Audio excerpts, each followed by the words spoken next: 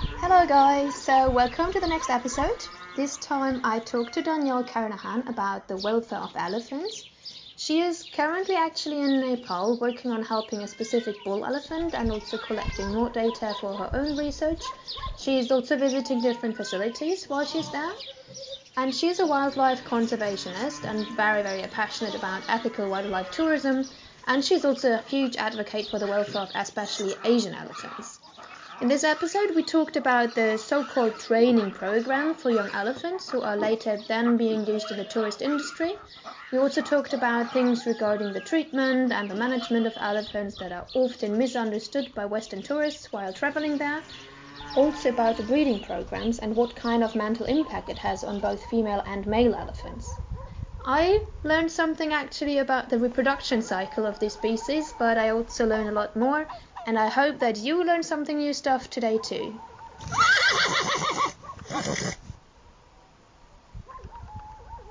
Yeah, thank you first of all for taking your time for this interview. And it's really funny because, you meet people online, you DM them, and it's really weird actually to actually meet them. It's still online, but at least. Yeah, I know. It's really nice. I love being able to have calls with people and chat more from who I meet on the internet. Because it can feel so, isolating, lonely on social media. It's so nice when you can connect with people face to face. Yeah, and also it's, I think, sometimes easier to find people that can relate to the same topics that you're interested in. Yeah. So I don't really know you. I know some stuff, and most of them are like what you are trying to advocate for. And so maybe you can introduce yourself for me and for the listeners as well. Yeah, sounds good. So my name is Danielle Carnahan, and I am an elephant conservationist, and I am very active in the elephant advocate community. I started a blog in 2019 called The Call to Conserve, and this last year I actually turned it into a nonprofit. So now I'm doing even more work in the field projects, research, things across Asia to improve elephant welfare as much as possible. Starting the NGO, the non-profit organization, was just last year, so it's quite recent. Yeah, it's quite recent. I have been doing some field projects and some research projects for the past couple of years, mostly as an independent researcher working in collaboration with both local and international partners.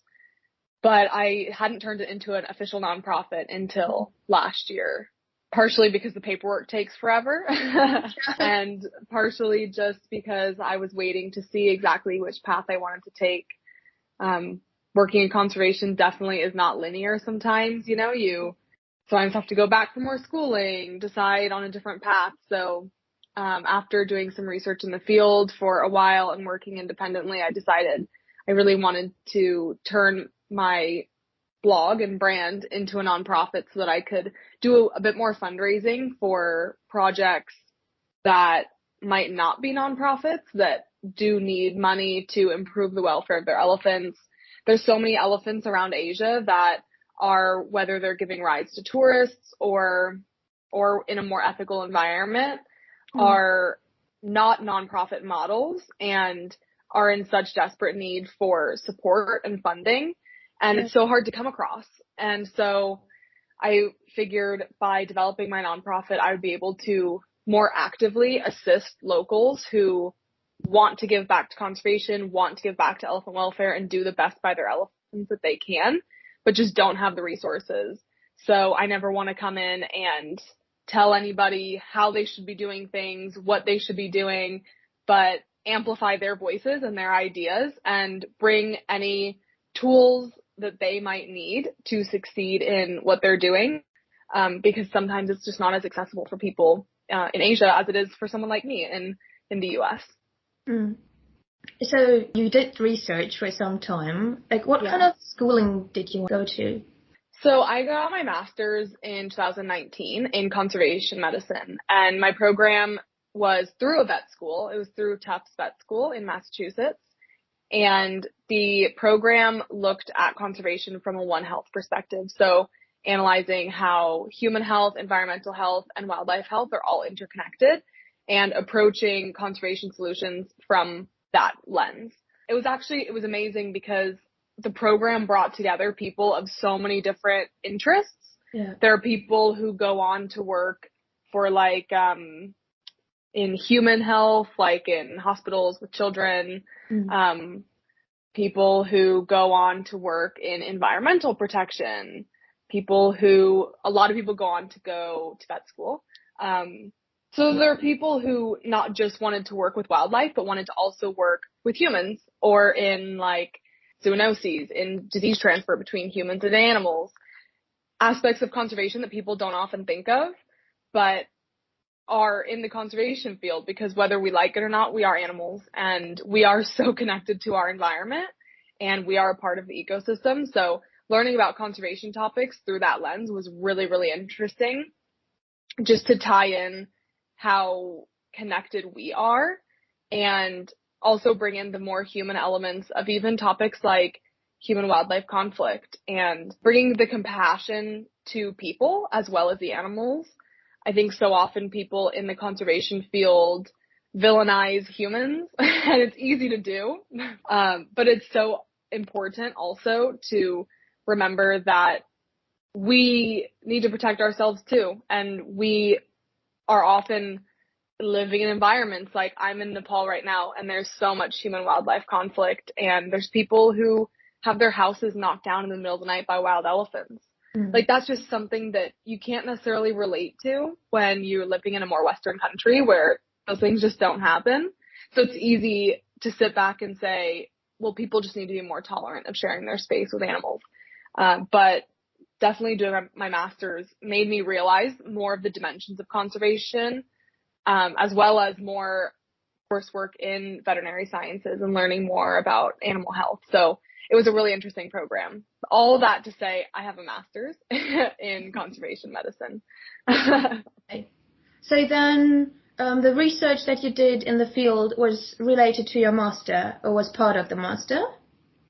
So after my master's program, I got a grant to travel to Thailand, and I conducted research looking at complex post-traumatic stress disorder in captive Asian elephants. So I was conducting that research at an elephant sanctuary for 3 months. And after that, I went back to the US and the pandemic hit. So I did no elephant research in 2020, but usually, I just skip over 2020.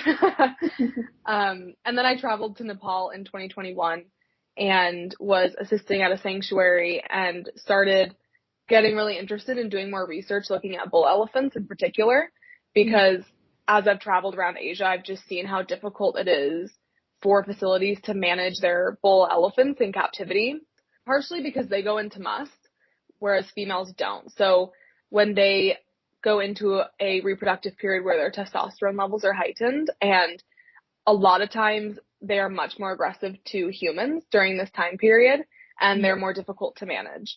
So it's a lot more challenging to manage them and create safe environments, especially in Asia where most people are working with elephants in unprotected contact. So interacting directly with them. There's no fencing, there's no gate between them. And there's a really high rate of mahouts, the elephant caregivers, getting injured and killed by bull elephants. So I wanted to start doing more research into how we can both better manage bulls to improve mahout safety, but also improve the welfare of the bull elephants, because they're often managed in much harsher ways with more tool use, more beating, more chaining, things like that, because they are more difficult to manage and people are afraid of them, which, rightfully so. So I started doing this research project in collaboration with a local group in Nepal as well as a nonprofit in the US. And we've been collecting data for a little over a year now, hoping to figure out how some of the facilities here in Nepal can improve the welfare of their bulls while also improving the welfare of their mahouts and making sure that everybody's safe. Okay. So in the end, what is the goal of collecting the data? To be able to give some advice to the local projects or organizations, and then directly working together with the mahouts? Yes, exactly. So our hope is that through our data collection, we can give them some proposed changes that the facility can make, specific to certain facilities, to say, here's what mahouts have said, here's what's happening here, based on what we've seen, this is what could really improve the safety of your mahouts and the welfare of the elephants, and see if then after that we can bring in some funding to make some of those changes happen. So ultimately, my goal is always to take research-informed action. Mm-hmm. So especially in a place like Nepal, where you're working directly with local groups, and oftentimes people can be weary of Westerners who are coming in to make some changes.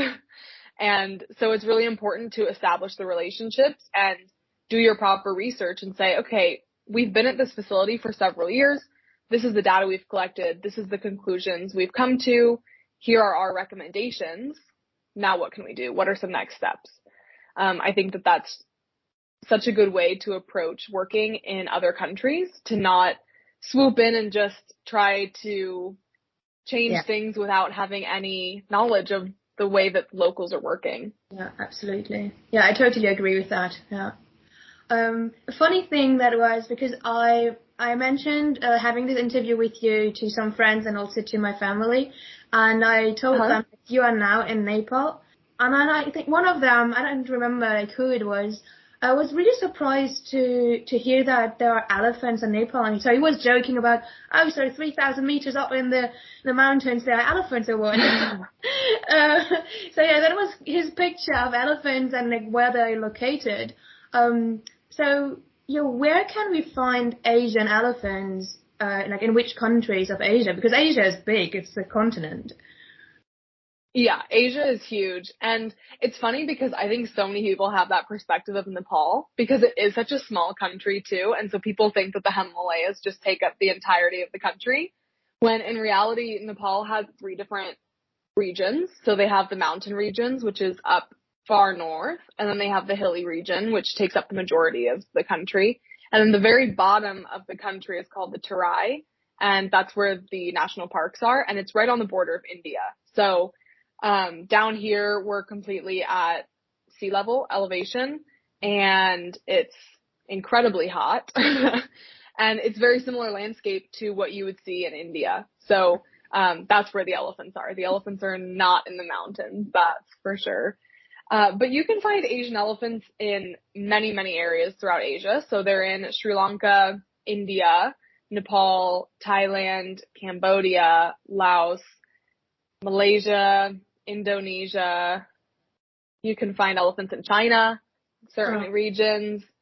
I mean, honestly, they are in almost every region of Asia. Almost. I'd say pretty close. And there are a few different types of elephants. So there's only one species of Asian elephant, but there are some subspecies. So the Indian elephant is what we have here in Nepal. And then there's Sri Lankan elephant, which is a little bit bigger than the Indian elephant. But the Indian elephant, I would say, is what most people think of when they think of an Asian elephant, because they are the most widespread subspecies of Asian elephants. Yeah. I don't know if you know the answer for this question, but I remember going to the zoo in Germany, and I think they were Asian elephants. Are most of the elephants we find in Western zoos like the Indian ones, like the subgroup of the Indian Asian elephants? Yeah, primarily. Okay. Yeah. Interesting. And the countries that you mentioned, that you listed now, are the elephants used there, mostly used for work or for touristic reasons? Yeah, they're used for a couple of different things. So, of the Asian elephant population in the world, about 1/3 of them are living in captivity, which is horrible. And of those, a lot of them are in tourism. So a long time ago, most of the elephants were working in logging. So Thailand had a huge logging industry. where the elephants would get taken into the forests with the mahouts and they would drag the timber to the trucks. That's been outlawed in most countries, so it's illegal. But it still does happen. There still are logging elephants in some regions, even though it's illegal. However, most of the elephants that were used as logging elephants have now shifted to being tourist elephants. So like in Thailand, you can see a lot of former logging elephants in tourist camps or in sanctuaries where primarily they're being used for tourism. And within tourism, there are sanctuaries and ethical facilities that tourists can come into and observe the natural behaviors of the elephants and get a better idea of the plight of the Asian elephants and what's happening to them across Asia, which are always the facilities that I recommend people visit when they're in Asia. There are also riding camps where elephants are giving rides to tourists. There are elephants in temples in some regions of the world. Primarily in India and in Sri Lanka, you can find temple elephants, and most of them are chained on temple grounds, and people go to give money and receive a blessing from the elephants. This is another really sad life for the elephants that are in temples. There are also elephants, and a lot of times these are temple elephants that are used for parades and religious events. In Sri Lanka, you can see when they have festivals, Buddhist festivals, elephants are walking in the parades and they dress them up. They're brought to weddings to celebrate weddings in places like India. But the vast majority of elephants that are in captivity now, it's tourism. Okay. Yeah, I try to imagine what kind of approach you can use for temple elephants, because it's really difficult, I think, in any kind of controversial discussion that you have when religion is involved, because it is, yeah. I think, I don't know if you have any idea or if you ever had contact with projects or organizations that are trying to get involved with temple elephants. Like what kind of way you can talk to those people, or like what kind of reasons you can give them to change something in the environment of the elephant. Yeah, it's really hard when it's something that is rooted in religion and culture, especially for groups that are coming internationally into the issue that are not local groups, because then, you have the issue of being insensitive to their culture and their religion. One of the biggest things that is helpful is spreading awareness to the people who are engaging with those elephants. At the end of the day, consumers have created this reality for elephants in captivity for the most part. And as long as consumers are fighting against abusive ways of keeping elephants and are advocating for more positive ways of keeping elephants, things will continue to change. So one of the best things that conservation groups and activists can do is to just raise awareness to people and tell them, don't visit facilities where this is happening. Don't go to temples and give them money if they have elephants there. And try to support local conservation groups that are working with the government to release some of those elephants from temples. I know even for local groups in places like Sri Lanka and India, it's really, really challenging to get elephants out of temples, partially because there's still so many people who like having them there. There's still so many people who like to go and worship the elephants, and there is still a demand for it. And at the end of the day, there's no way for you to go in and confiscate those elephants, at least not right now. So the best thing that you can do is raise awareness and try to create more education around the topic so that people stop supporting that kind of tourist activity and religious activity.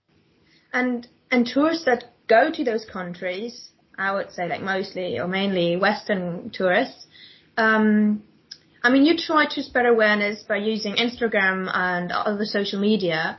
And now we can use this podcast also maybe to reach some other people. What would you say are the best ways to look for as a tourist to know if this facility is a good one or a bad one?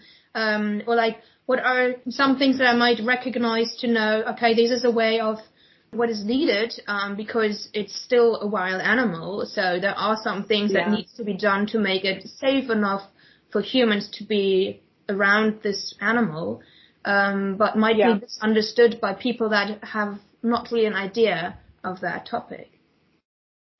Yeah, I think that there are a lot of people who want to advocate for elephants in the best way possible. And in doing so, they speak loudly against mahouts riding elephants and chain use and things like that. And I think that sometimes some of those management practices are misunderstood. And I really believe that so much of that is rooted in the fact that the tourism industry has shouted from the rooftops for years that elephants want to interact with us and they are so friendly and they want you to come to them.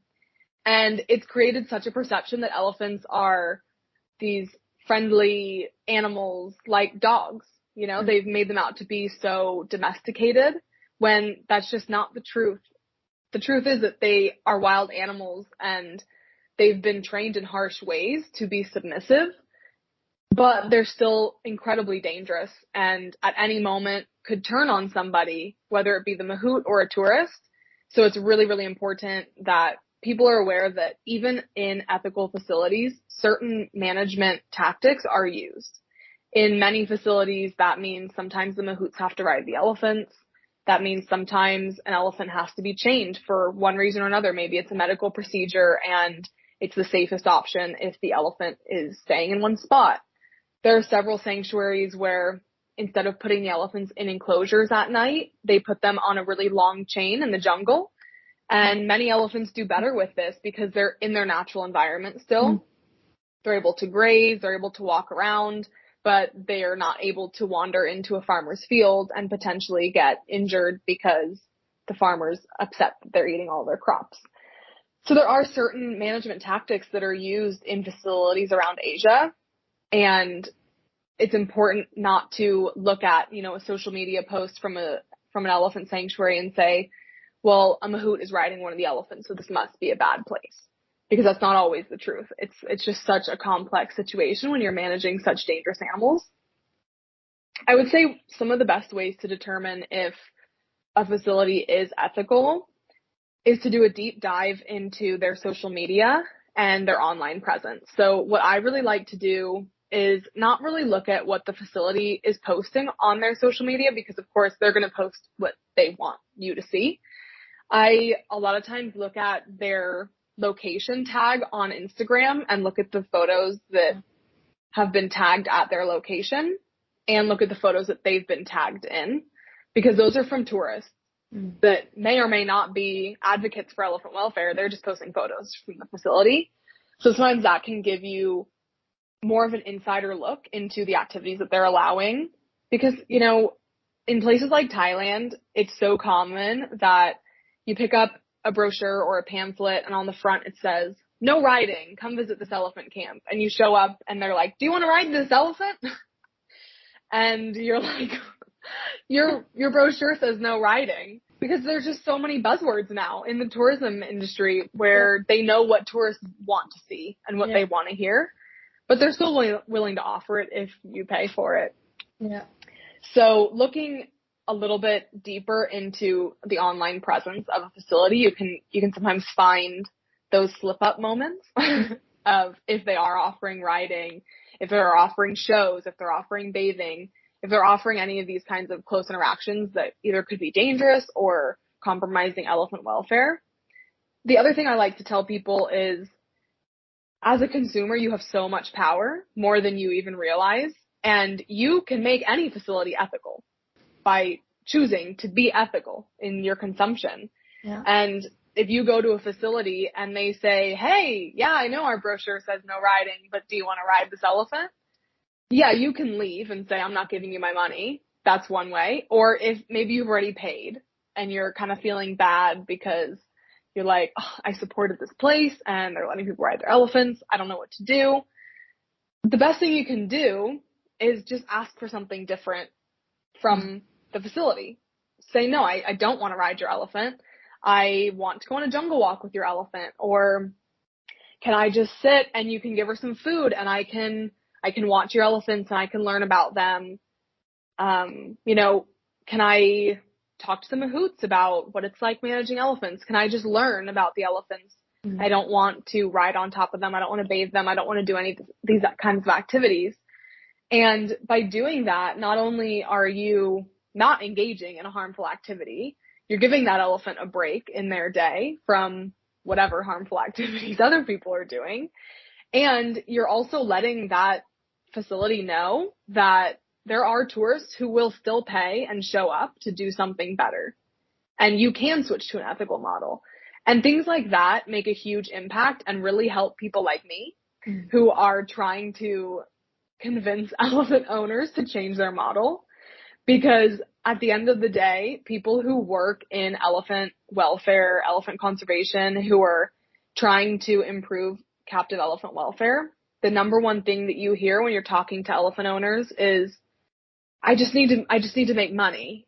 I just need to be able to make money off my elephant. I'm not going to stop doing rides because I still make money. So no. Yeah. And even if you say, well, you could make more money by having an ethical model, they're like, well, I don't know that that's true. Yeah. So it's really helpful when people go and they ask for something different, because then those same elephant owners might approach a sanctuary or a nonprofit, somebody who works in the space, and say, oh, actually, I have had some people coming and they're willing to pay double to go on an elephant walk instead of an elephant ride. So yeah, maybe we could try switching this over. So that can have such a huge impact on the tourism industry in general. And I always want to tell consumers and tourists that you have so much power when you're traveling. Yeah, you mentioned already some ways what they offer for tourists, how to interact with elephants, so that the elephants are damaged or like mentally distressed by this. Can you describe it in more detail? Like what exactly is the stress for the elephant, and what is the reason for that? Or also, what kind of stereotypes do they show? Yeah, so the stress starts pretty much from day one, unfortunately, because most of these elephants are born from captive breeding programs. So they're born from mothers who were potentially forced to breed and already are experiencing very high stress levels, which can have a big impact on their maternal instincts and on their physical health. The calves are usually taken from their mothers earlier than what they would do in the wild. So usually calves in the wild would breastfeed for up to 7 to 9 years. So they'll breastfeed for a really long time. Oh. And female elephants will stay in their herd their whole life. So the herd that they're born into is the herd that they die in. Male elephants will stay in their herd until they're about 10 to 15, and then they'll go off on their own and usually find a bachelor herd and connect with other bull elephants until they start going into must and mating with the ladies that they find. So as is, elephants are incredibly community oriented, incredibly social. And in tourism space, especially for things like riding and interactions where elephants are forced to be broken, the elephants are taken from their mom too early. So usually they're taken anytime between when they're like 1 year old and 4 years old. Here in Nepal, they're taken from their mom when they're 4. And at that point, they go through a training process. And it differs slightly from country to country, but generally the tactic is pretty streamlined. So the elephants are usually chained front and back legs, chained up, tied up. And a lot of times their necks are tied to a pole, so they're completely restricted from moving. And they're tied either up against a pole or in a frame where they are restricted from moving side to side, forward, backward. And usually they'll stay in this position for a week up to a month. With elephants that have kind of a stronger spirit, a lot of times with bull elephants, it'll be a longer process because they're a little bit more difficult, a little bit more headstrong.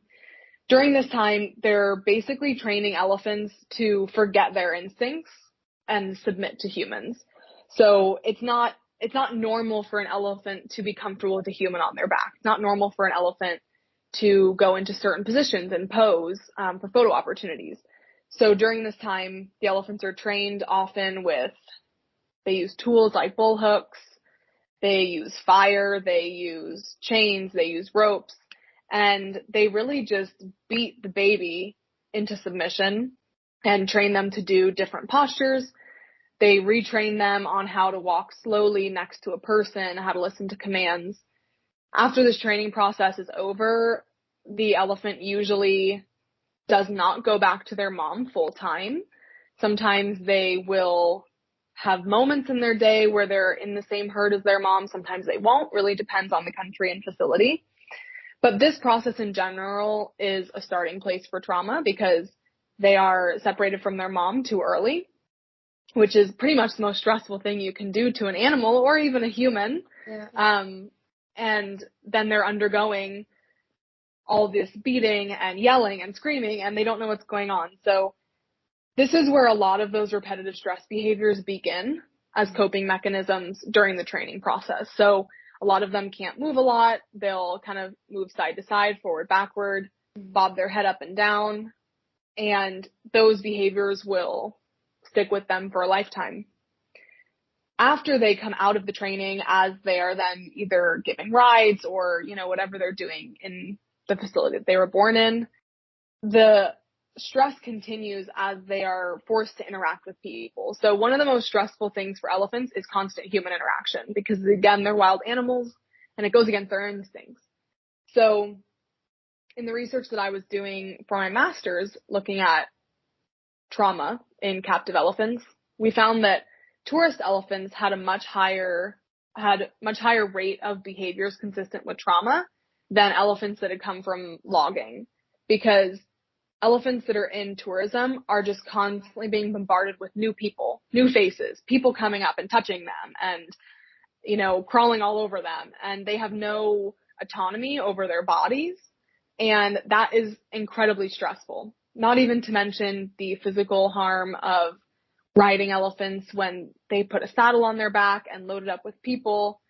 Asian elephants, their spine, is just right on the surface there of their skin. It's not covered by any muscle or anything like that. They're not meant to be pack animals. And so when you have a saddle on their back and then add a couple people into that, it's really, really heavy and puts a lot of strain on both their spine and their shoulder and hip joints. And that can cause long-term disability. So there are a number of factors that go into both physical injury and psychological distress in elephants that are working in tourism and working closely with humans. Really just from the moment they're born, it's nonstop. Oh. The first thing you said was about the breeding program they have or they use. Yeah. I only can think of programs they use for horses. That's the only thing that I've seen. What can I imagine how it's done with elephants? It's done in a couple of different ways, depending on the facility. So either, in places like zoos, they'll just wait until a bull is in must. They'll put a female in and they're just hoping for the best, hoping that they'll breed together if they feel like it's a good vibe. So that is not technically forced breeding because you're letting the animals decide. You're just putting them in a confined space together. There is captive breeding programs where either one or both of the elephants is forced to breed. So in some situations, they'll have the female completely tied up by her forelegs, restricted, and they'll bring a bull in, and there will sometimes be somebody riding the bull, forcing him to mount the female and breed with her, which is quite traumatizing for both animals. In other places, they just have the females tied up, and when a bull is in must, they'll come and they'll breed with them, which is also very traumatic for the female. So in Nepal, there's a government breeding center that's just a couple minutes from where I am, and those females are basically chained up on the edge of the national park, Chitwan National Park, and they can't move. They're either chained by one or two legs, and wild bull elephants will come to the facility almost every day. And when the wild bulls are in must, they'll come and they'll just mate with the females. And, it's actually really, really sad to watch because the females have no control and they can't get away. They have no choice in the matter. And it's really, really sad. What kind of cycle do female elephants have? They have an estrus cycle. The bulls go into must every year, sometimes several times a year. Females have an estrus cycle, and I forget exactly how long it is. It's pretty long though. I looked this up not that long ago. That is such a veterinarian question. I'm sorry. No, I actually looked this up a little while ago because I was curious about it after I had seen some of them breeding at the breeding center. Yeah. So elephant estrus cycle is between 13 and 18 weeks in length. It's the longest of all non-seasonal mammals. Okay. Yeah. Interesting. Their luteal phase lasts for 6 to 12 weeks. Okay. Yeah. Yeah. Good to know. Next time I have an exam of reproduction, I can mention. Yeah. You're like, extra credit. I know how long elephants are in their estrus cycle. That's definitely a benefit. We'll see. Yeah. I just had another question. I remember. Because you said about when you imagine an elephant, there is this really thin layer of skin above the spine. Yeah. And, we have the same problem also with donkeys being, still used for work and for carrying heavy stuff, or in different countries of the world, that they get, damaged on the skin. Also, the muscles are sore. What about the veterinarian care those elephants in Nepal or India or in other Asian countries that you went to? What kind of veterinarian care do they receive? Are there veterinarians that are trained for elephants? There are, yeah. So in Nepal, there is one. Okay. One elephant vet that works for the government and takes care of almost all the captive elephants in the country. So he's a busy guy. And most of the elephants, one of the biggest issues is abscesses. They get a lot of abscesses. They also have a lot of issues with their feet. So there are a lot of people who specialize in foot care of elephants, which is really cool because foot disease is one of the number one killers of captive elephants. Because, they put so much weight on their feet. If their feet have a problem, they can't stand. If they can't stand, they can't live. So the vets a lot of times are draining abscesses, giving deworming pills, doing foot care, trimming nails, things like that. In more severe cases, I've seen elephants that have dislocated hip joints, and with something like that, there's just not that much you can do because they're such big animals, and they really don't have the, I guess, luxury, is the only word I could think of, to only use 3 legs. You can't have them not putting pressure on one of their legs. So it's not like you can really let one leg heal for a while because their body weight is just so heavy. They need to have it on all 4 feet. So it's really challenging if there is something like a dislocation or a more severe injury. It's really difficult to correct that injury. A lot of times they just have to live with it. In places like Thailand, landmines are a really big issue. After the war there's just landmines still out in the jungles and the forests. And there are a lot of captive elephants that have had their feet blown off by landmines.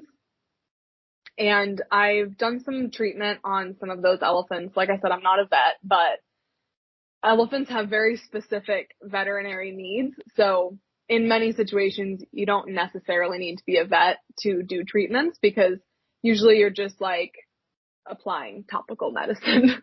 Yeah. But there's a lot of elephants that have deformed feet from landmines. They have fistulas on their feet because the wound didn't heal properly. And when they have deformities on their feet like that, sometimes they have to wear a boot, or they have to have some kind of corrective apparatus that they wear because, again, they can't distribute their weight properly. So there are some very specific injuries that they can get. I would say the most common is injuries to their skin. Because I think it's, even though we think it's really thick, I think it's pretty thin compared to like the size of the whole animal.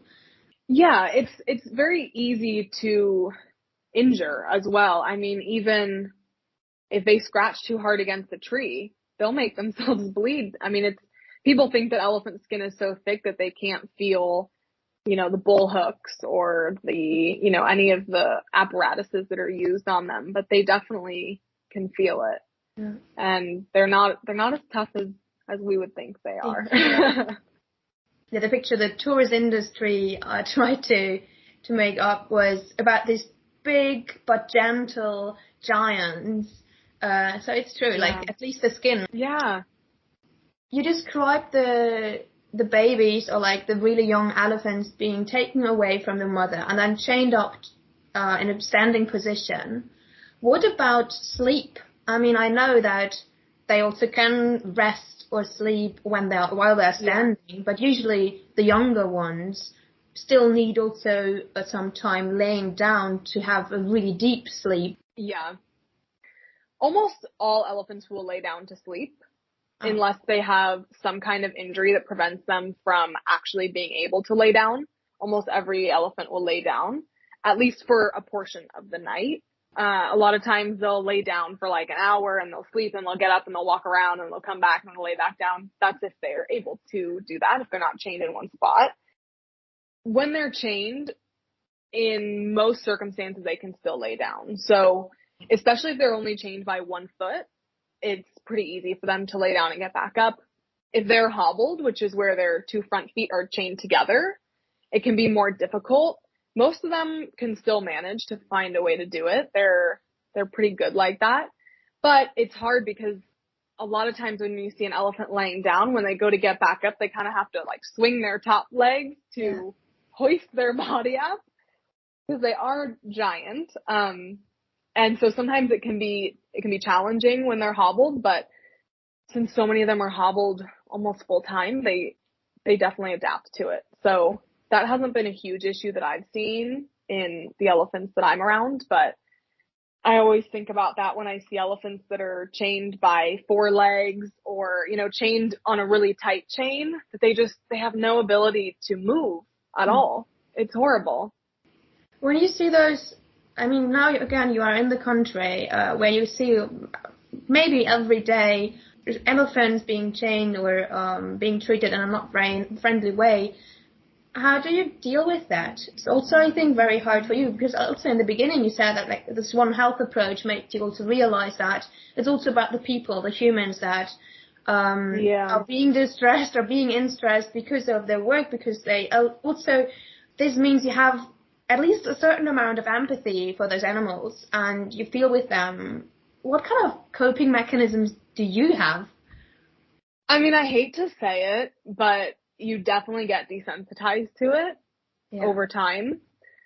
Not completely, but I was thinking about this yesterday, actually. I was driving just down the street from my house. It's the elephant riding park, so it's where tourists go to ride the elephants. Mm-hmm. And all the elephants were standing there with their saddles on, and there was people climbing onto their backs, and I was like, oh, that's so annoying to see. And I was thinking about, like, in 2018, when I first started working in the field, it would have been so much more impactful, and I would have been so much more upset to see it. But now I see it every day. And so things like that, I think part of it is that the shock factor goes away. Yeah. You're not surprised by it anymore, so it doesn't hit you in the same way. It's still hard for sure to see.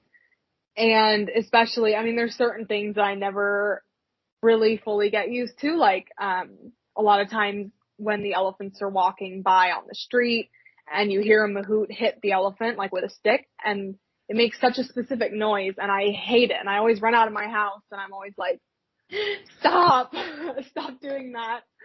Because it's a horrible thing to hear and you just know what those elephants are going through. I think the only thing that really helps me to feel any better is that I'm continuously working to make those elephants' lives better, whether it be through raising awareness online, on social media, or through the work that I'm doing with my nonprofit or the research that I'm doing for bull management, that I have high hopes for the future that these elephants will eventually be in a better place than they are right now. Yeah. So what is the goal of the travel that you're doing right now? You're staying there for 3 months, aren't you? So I'll be in Asia for 4 months, in Nepal for 3 months. I'm going to India for 1 month while I'm here. Right now I'm setting up a project with my nonprofit. I'm fundraising to help a bull elephant that's actually in town here who has been chained in the same spot for 4 years. And he's a pretty young elephant, but he's not in very good shape. So I'm actually just launching a fundraiser for it and going to be bringing in some new substrate for him because his feet are in pretty bad shape because his ground is so wet from standing in his own urine. So I'm going to fix his shelter, consistently bring him enough food so that he can regain some of his strength and regain some muscle. I'm trying to help the mahouts be more comfortable around him so they're not so afraid. We're working on their relationship and getting them to move him around so that he can walk a little bit and regain some muscle. So this will definitely be an ongoing project that is not going to happen overnight, but I'm hopeful that we can make some good change for him and improve his life. I'm also still collecting data for the bull management research that I started last year. So I will continue doing interviews with mahouts while I'm here to add to the data that we've been collecting. Okay, interesting. So it's around, 4 p.m. or so where you are right now. Yeah. Are you still going to do something after this interview? Are you still going to do some work, or are you having free time now? Yeah, I still have to. Usually half of my day is spent on my laptop, which I think a lot of people think working in the field when you're out traveling for conservation work that you're out all day and enjoying the wildlife, but that usually is not the case. I spend way more time than I would like to on my laptop. So yeah, still some work on my laptop, and then going to go see that elephant that I just mentioned to see what we can do today to make things a little bit better for him. Is there a way to get involved with your organization to also, follow you on your travel and help you as well or learn from you? Yeah, definitely. You can always follow what I'm doing on my Instagram, which is Danielle for Wildlife, like the number 4. Because I post on my story almost every day with what I'm doing, and I post a lot of baby animals on there. So it's not all sad elephants. Sometimes it's cute animals too. And I always update about my travels and what I'm doing. And you can follow along on the nonprofit's website, which is thecalltoconserve.com. And there I have blog resources. I have a list of ethical elephant facilities in Asia. I have information about the research projects that I've done and am doing. And I also have a page about projects that I'm working on that the nonprofit is working on. But, yeah, I hope in the future that there's more ways that people can come and travel with me and contribute to the projects that I'm doing. I know that there's so many people who like to travel and get involved. So I would love to be able to do that one day, bring people to Nepal with me so they can help. Cool. Yeah, well, that sounds like a plan for the next couple of years, I think. Yeah, that's definitely my 5-year goal within the next 5 years.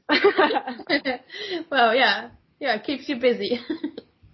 Yeah, that's for sure. Okay.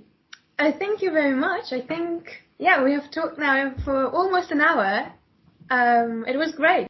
Thanks so much for having me on. It was so fun. I always love talking about elephants. I really learned a lot, specifically about the breeding and the estrogen cycle of the females. Yeah, but also about the breastfeeding. I didn't know that it's such a long time because even I always thought that human babies are the ones that are the weakest of all animals.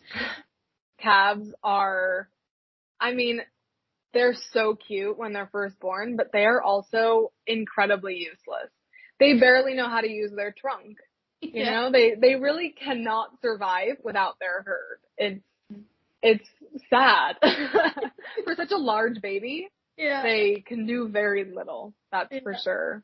But, the breeding is really interesting for me too. And I've been wanting to do more research into it because actually at the facility here that I was mentioning, in the past, 5 or so years, 99% of the calves being born have been male. And no one really knows exactly why that's happening. It's interesting because male elephants are so difficult to manage in captivity. So ideally we would want less of them, not more of them. But almost every offspring that this facility is producing has been male. And the thought that I have is that there must be some tie to stress. Some like the stress hormones. I don't know. There's really not a lot of research into the topic.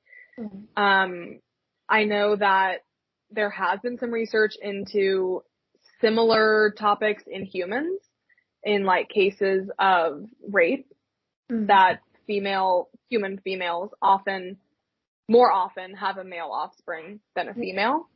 And so I do wonder if there's something connected there with elephants as well. But it's really interesting.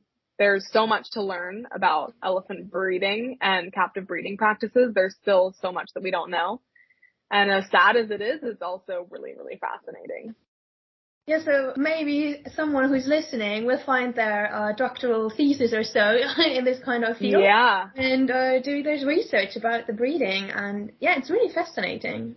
I know. There must be some kind of hormone study that someone could do with even just fecal samples. I mean, it would be really, really interesting. I will link all below all the website, the Instagram account that you mentioned already. Again, thank you very much for your time. I hope you have thank you for having wonderful rest of your day. Yeah, let's keep in touch. It was amazing. Yeah, I hope to talk soon.